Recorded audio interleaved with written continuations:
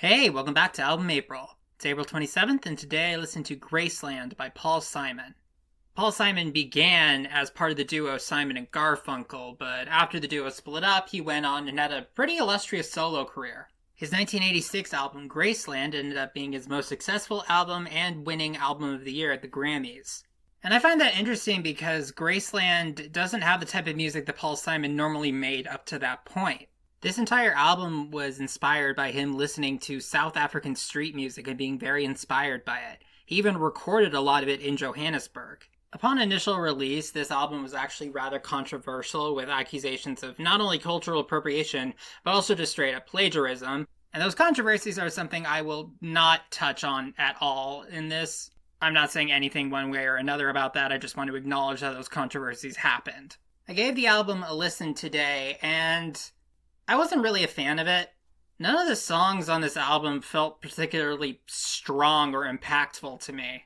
The one thing I was thinking throughout this entire album is that it sounds incredibly familiar to me, and it's not because I recognize the songs. I only recognize one of them, You Can Call Me Al.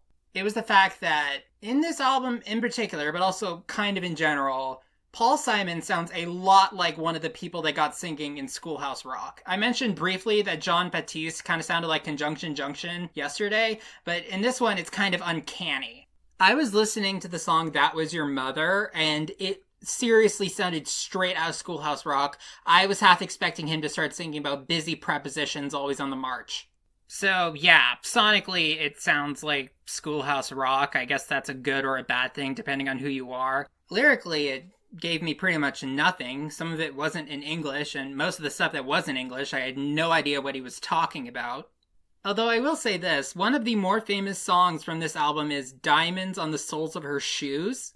Unless I missed something, apparently the subject of the song is a woman who is so rich she walks around with diamonds on the soles of her shoes. But here's the thing, the soles are the bottom of your shoes. If you wanted to show off how rich you are, you wouldn't put diamonds there because nobody's going to see it. And if you wanted to hide how rich you were, you wouldn't be putting diamonds in your shoes at all. But at least in that song, I had some idea of what the song was about. For most of the rest of them, I don't know what's going on. Unexpectedly, this album was just so mid. It wasn't really good, it wasn't really bad, it wasn't really boring, it wasn't really weird, it wasn't really much of anything. I just don't get it. I didn't get the appeal of this album. It kind of just made me want to listen to Schoolhouse Rock. And I don't have anything else to say, so thank you for listening. I'll see you tomorrow.